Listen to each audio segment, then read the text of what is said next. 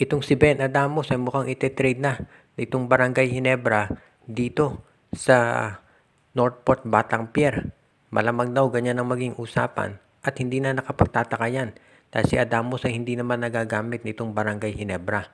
Ang magiging kapalit nitong si Ben Adamos ay itong si William Navarro. Dahil mukhang nakita ni Coach Timko na mas magbagay sa kanilang lineup itong si Navarro kaysa dito kay Ben Adamos. Ito si William Navarro kapag nakuha ng Barangay Ginebra ayon do sa mga insiders, yan ang magiging backup center nila. So magiging rotation si Aguilar at si William Navarro sa center at sa power forward naman si Malonzo at si Rosario. Itong si Isaac Go ite-trade naman ng Barangay Ginebra dito sa Terra Firma Jeep para sa isang first round draft pick. Ganyan daw ang pinaplano ngayon ng Barangay Ginebra para masiguro na masustain nila yung kanilang lineup.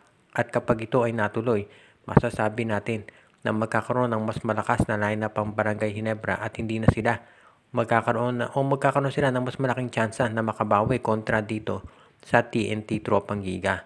So sa ngayon, itong Barangay Ginebra, yan ang plano dito kay Ben Adamos. Ite-trade na nila dito sa Northport Batang-Pier. Nanggaling na dyan si Adamos, kinuha nga nila to si Sydney Onwubere kapalit niyan. Pero hanggang darawang Northport natanggapin ulit itong si Ben Adamos at hindi naman magiging problema yan sa PBA Trade Committee dahil nakalipas na isang conference. Kaya okay lang para dito sa Northport. Siyempre, natanggapin ulit si Adamos. Dahil ginawa na nila yan dati, kung yung maalala, si Sol Mercado, tinrade sa San Miguel kapalit ni Cabagnot. After one conference, binalik din si Cabagnot dito sa San Miguel. So, sanay na ang Northport sa ganyang mga deals dito sa SMC. Sa Ginebra, excited na sila na makuha si William Navarro dahil magkakaroon sila ng additional na big man na magagamit at just in case nga, mas magaling pa yan kay Isaac Go. Samantala naman itong Magnolia Chicken Templados ay handa nang pumasok sa isang trade kasama itong Blackwater Bossing.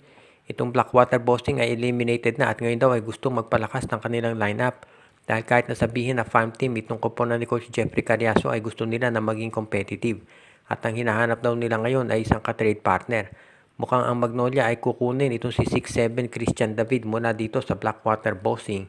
At ang magiging kapalit naman yan ay itong si Jeric Balanza at baka isama na rin itong si Rom De La Rosa.